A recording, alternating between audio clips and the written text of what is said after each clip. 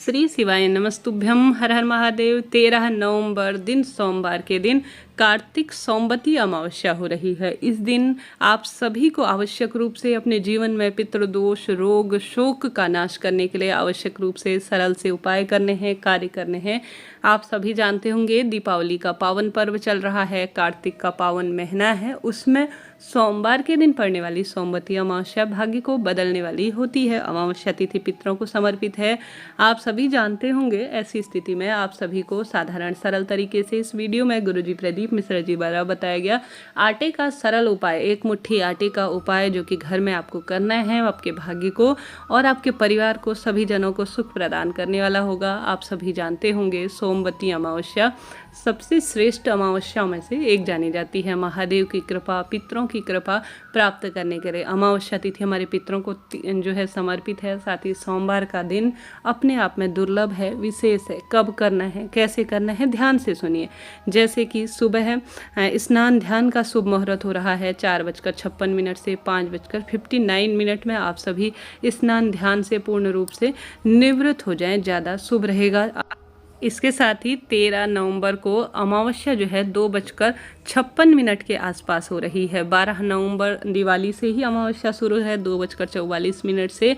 अमावस्या 13 नवंबर को 2023 में 2:56 के आसपास रह रही है। स्क्रीन पर सभी चीज़ें दी हुई हैं, आप सभी देखिए।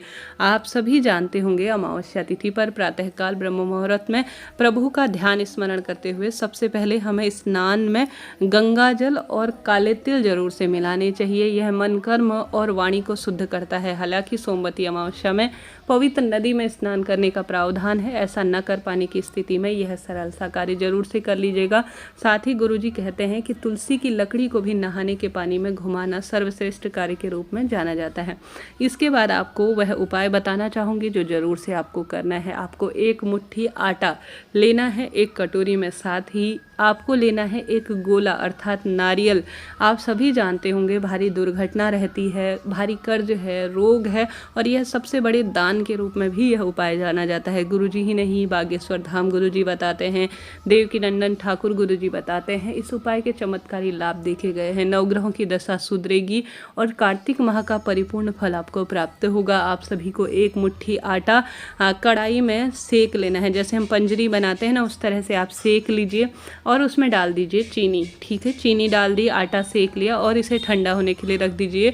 एक आप नारियल ले लीजिए सूखा, बाजार में आसानी में इससे मिल जाता है, 20 रुपये 25 रुपये मान लो यह मिल जाता है। और इसके अंदर आप आटा ठंडा हो जाने के बाद पूर्ण रूप से भर लीजिए उस गोले के अंदर। आप सभी जानते होंगे आटा अगर इस नारियल के अंदर भर लिया जाता है तो यह अपने आप में बहुत विशेष हो जाता है।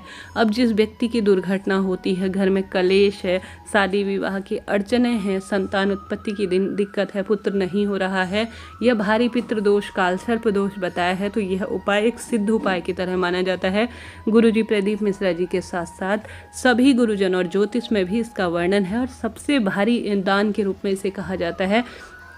आप सभी को इस गोले के अंदर हल्का सा गोले में छेद करें, किसी चक्कू इत्यादि से कट कर लें और इसके अंदर यह पंजरी ठंडी होने के बाद भर लें। पूरे घर में इस सूखे नारियल को जिसमें आपने आटा डाल रखा है पंजरी, उसे घूम जाना है पूरे घर के हर एक कोने में। लेड बाथ में ना आप घूमें, इस बात का ध्यान रखें।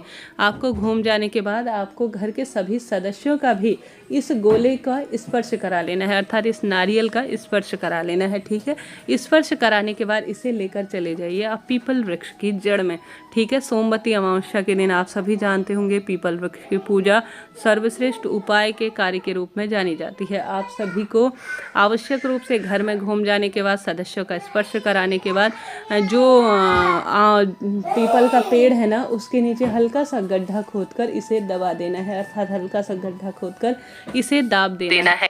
दाब देने के पश्चात आप सभी को पीपल देवता को प्रणाम करना है, अर्थात गड्ढा खोदकर दबा दीजिए और प्रार्थना करें कि मेरे घर से सभी दोष दूर हो जाएं और इस महादान का मुझे फल प्राप्त हो। साथ ही पीपल वृक्ष को प्रणाम करें, स्पर्श करें और वहाँ पर पीपल वृक्ष की जड़ में आप सभी को गोल बत्ती का एक दीपक जो कि श्री हरि विष्णु के निमित्त दान करना है और साथ ही आपको पीपल वृक्ष की जड़ में एक लंबी बत्ती का पितरों के नाम का दक्षिण दिशा की ओर मुख करते हुए दीपक जरूर से लगाना है। गुरुदेव कहते हैं पीपल वृक्ष सोमवती अमावस्या के दिन सबसे अधिक पूजनीय माना जाता है।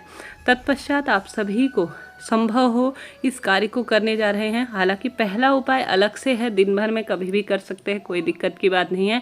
दूसरा जो उपाय मैं बताने जा रही हूँ, जिसमें आप सभी को विशेष पीपल वृक्ष की पूजा करनी है। सोमवती अमावस्या के दिन पीपल वृक्ष को पूजना सर्वश्रेष्ठ उपाय कार्य के रूप में जाना जाता है।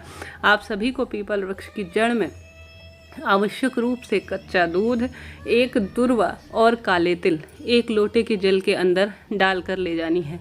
श्री शिवाय नमस्तुभ्यम और ओम नमो भगवते वासुदेवाय महामंत्र का जाप करें। 2 दीपक जैसा मैंने पूर्व में बताया वह भी साथ ले जाए और उन्हें प्रज्वलित करें।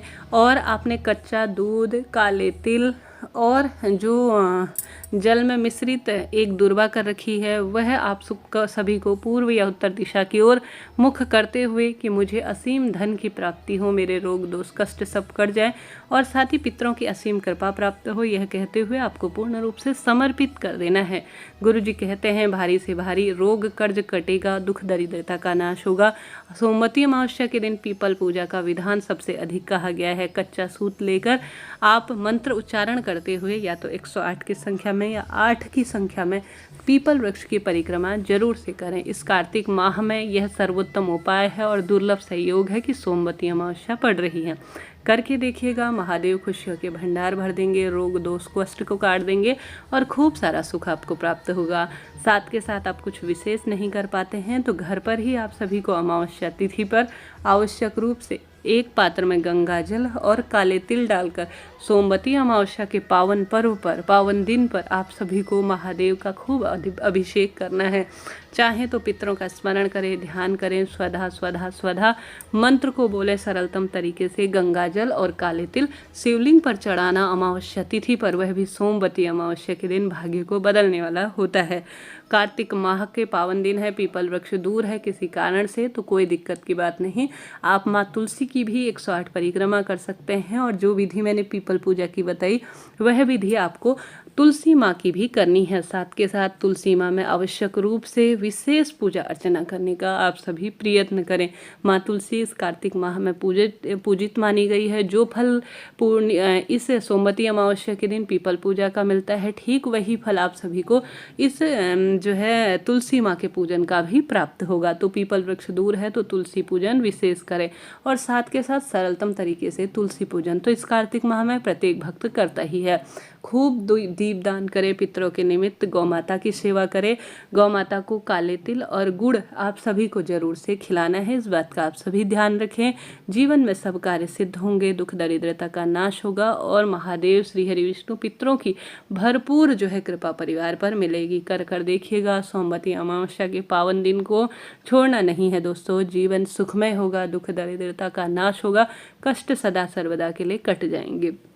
ये वीडियो, ये उपयोगी जानकारी आपके लिए उचित रही हो तो कृपया चैनल को लाइक करें, शेयर करें, सब्सक्राइब करें।